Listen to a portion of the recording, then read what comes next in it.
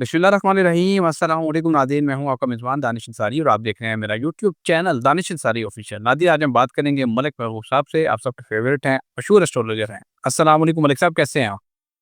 वालेकुम अस्सलाम, अल्लाह का शुक्र है। आप बताएँ कैसे हैं दानिश भाई? बिल्कुल मलिक साहब, मैं भी ठीक हूँ। मतलब आज प्रोग्राम का जो आगाज़ है, वो बड़ी ही इंटरेस्टिंग खबर से आज हम करेंगे। वो खबर ये है कि हनीफ़ कुरैशी साहब ने जो पीटीआई का धरना था अडयाला जेल के बाहर, जो 2-3 दिन से जारी था, टटसराटी सर्दी में जो लोग वहाँ पे एहतजाज कर रहे थे, इवन के वज़ीर-ए-आला का केपी भी वहाँ मौजूद थे। उस पर उन्होंने ये बयान दिया है कि पीटीआई को यही शौक रहा तो इमरान खान की कबल अज़ वक़्त फ़ातिहा पढ़नी पड़ेगी। सर, इसका मतलब जो मैं अख़ज़ कर रहा हूँ, जो मैं इसकी तशरीह कर रहा हूँ, जो मुझे लगता है कि वो ये कहना चाह रहे हैं कि खान साहब को जेल के अंदर कुछ किया जा सकता है।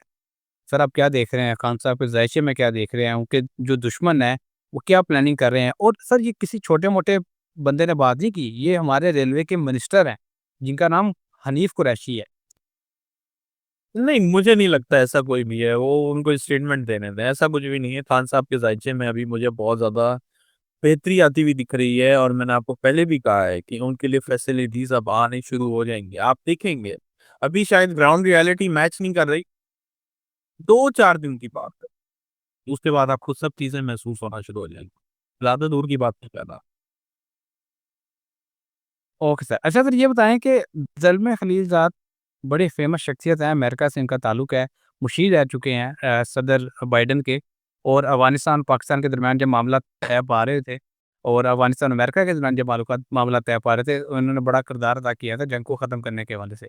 वो ये कहते हैं कि पाकिस्तान में जो एस्टेब्लिशमेंट है, वो एक आड़ बनी हुई है, एक रुकावट बनी हुई है, जो किसी से मुलाकात नहीं होने दे रही खान साहब से।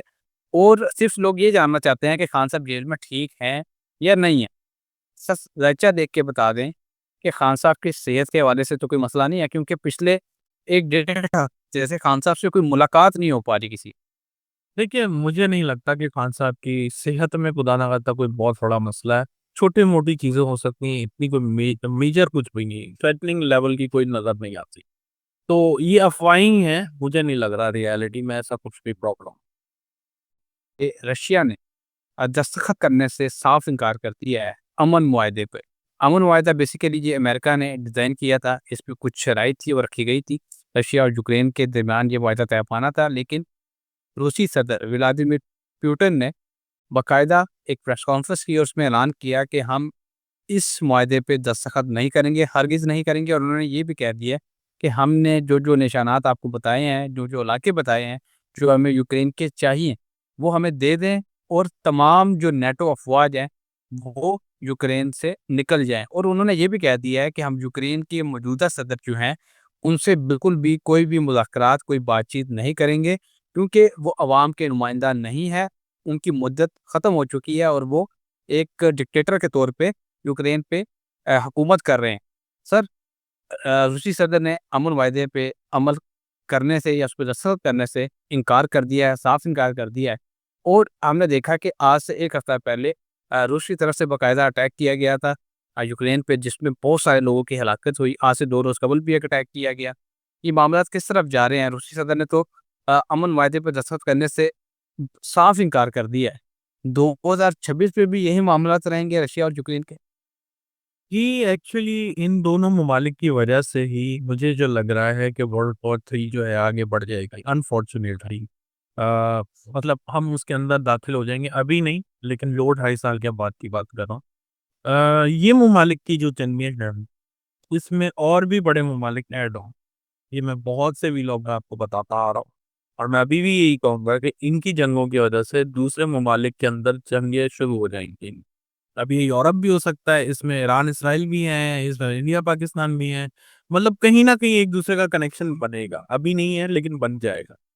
दूसरी इम्पोर्टेंट बात, जो प्लैनेटरी ट्रांजिशन है नेक्स्ट ईयर में, मुझे जंगों से ज़्यादा कुदरती आफ़ात दिख। तो जंगें जो चल रही हैं वो चलेंगी, लेकिन कुदरती आफ़ात बहुत ज़्यादा होती है अगले साल में। Okay sir. अच्छा सर, एक और बड़ी अपडेट है, वो ईरान और इसराइल के हवाले से है। इसराइल के जो फाइटर जेट्स हैं, उन्होंने ईरान का रुख किया और ईरान की हदूद में दाखिल होके वहाँ पे پیٹرولنگ شروع کر دی، وہاں پہ کچھ علاقوں کو اپنے نشانے پہ لے لیا گیا، اور حالات اس قدر خراب ہو گئے کہ گزشتہ روز شب کے ٹائم جو ایران کے سپریم لیڈر ہیں آیت اللہ خمینی، انہوں نے باقاعدہ اپنی قوم سے خطاب کیا اور قوم کو کہا کہ یہ وقت آ گیا ہے کہ آپ اپنے تمام اختلافات بلا کے اپنے ملک کے حکمرانوں کے پیچھے کھڑے ہو جائیں، اور اب ہمیں یہ جنگ لڑنا ہی پڑے گی اور اب ہمیں تیار ہو جانا چاہیے۔ جس کے بعد جب یہ قوم سے خطاب کر رہے تھے تو تمام جو ان کے ایئر کرافٹس ہیں، فائٹر جیٹس ہیں، وہ بارڈر پہ پیٹرولنگ کر رہے تھے۔ سر اتنی سنگین سچویشن ہو گئی کہ اسرائیل کے جو فائٹر جیٹس ہیں وہ ایران کی سرحد میں داخل ہو گئے۔ معاملات اس حد تک خراب ہو گئے کہ ان کے سپریم لیڈر کو خطاب کرنا پڑا اور وہاں کو کہنا پڑا کہ آپ لڑائی کے لیے تیار ہو جائیں۔ آپ کیا معاملات دیکھ رہے ہیں؟ کیا ایران اور اسرائیل، ابھی آپ نے ذکر بھی کیا، کیا ایران اور اسرائیل آئندہ کچھ دنوں میں کسی نئی جنگ، کسی نئے محاذ کی طرف جا رہے ہیں؟ جی میں نے یہی بتایا، یہ جتنے بھی ممالک ہیں یہ ایک امبریلا بن رہا ہے ایکچوئل میں. انفارچونیٹلی یہ وار کا امبریلا بن رہا ہے، یہ کوئی اچھی چیزوں کا امبریلا نہیں بن رہا، جس میں ہر ممالک میں کچھ نہ کچھ چلے گا. یہی میں آپ کو ابھی عرض کر رہا تھا، مجھے نہیں اس خبر کا پتا تھا جو آپ نے ابھی ڈسکلوز کیا ہے، لیکن یہ ایک دوسرے سے کنیکٹڈ ہو جائیں گی، یہی میں آپ کو سمجھا رہا تھا. تو ایران اسرائیل یہ جتنے بھی ممالک ہیں، ایران اسرائیل، انڈیا پاکستان، انڈیا افغانستان، پاکستان افغانستان، پھر یہ کمبوڈیا ہے، وینیزویلا ہے، امریکہ ہے، یہ جتنے بھی ممالک ہیں یہ سب اسٹینڈ بائی پر ہیں. میں نے آپ کو کل بھی یا پرسوں آپ کی چینل میں بتایا تھا کہ آپ ایک چیز دیکھیں، پوری دنیا کے اندر آرمز اینڈ ایمونیشنز کی ٹریڈ بہت زیادہ بڑھ گئی ہے. اگر آپ دیکھیں ایم او یو سائن ہو رہے ہیں، ڈیلز ہو رہی ہیں، کیوں ہو رہی؟ یہ صرف اسی وجہ سے ہو رہی ہیں کیونکہ they are expecting something big is about to happen. تو جب وہ ہوگا تو ان سب ممالک کے پاس ایسٹس ہونے چاہیے، اور یہ سارے جدید اسلحہ وغیرہ جو بھی ہوتا ہے جنگوں میں استعمال، وہ ہونا چاہیے تاکہ ان کو کوئی بھی اس ٹائم پہ شکست کا سامنا نہ کرے. یہ ایسا نہیں ہے کہ آج خرید رہے ہیں کل لگائیں گے، ایسا کچھ بھی نہیں. یہ آنے والے ٹائم کے لیے سب کچھ پلان ہوتا ہے. Okay sir. اچھا سر، ابھی آپ نے پاکستان اور افغانستان کا بھی ذکر کیا.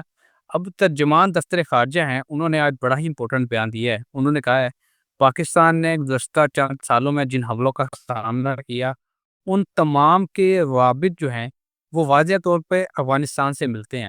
اور خواجہ آصف نے یہاں تک کہہ دیا ہے کہ طالبان کی جو حکومت ہے افغانستان میں، وہ کسی طرح بھی قانونی نہیں ہے. وہ حکومت نہیں کر رہے بلکہ قبضہ کر کے بیٹھے ہوئے ہیں. ان کی کسی بات کا ہمیں اب کوئی اعتبار نہیں رہا. اور یہاں پہ یہ بات بڑی امپورٹنٹ ہے کہ ترجمان دفتر خارجہ نے یہ کہا ہے کہ ہم ایک ایک خون کے قطرے کا ان سے بدلہ لیں گے اور ان کو ٹھکانے لگائیں گے. اگر ہم ان کو لے کے آ سکتے ہیں تو ان کو گھر واپس بھی بھیج سکتے ہیں.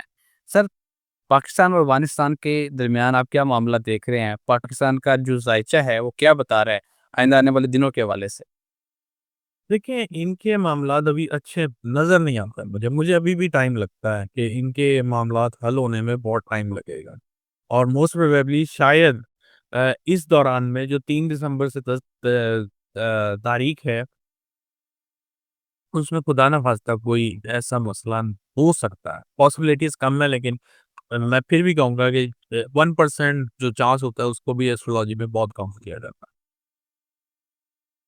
بہت شکریہ سر، انچی وقت میں سے کچھ وقت نکالا اور اتنی زبردست پریڈکشن ہمارے ساتھ شیئر کی. انشاءاللہ نیکسٹ پروگرام میں ایسے ہی انٹرسٹنگ ٹاپک سے دوبارہ پیش ہوں گے. اگلی ویڈیو تک کے لیے مجھے اور ملک محبوب صاحب کو اجازت دیجیے. اللہ حافظ.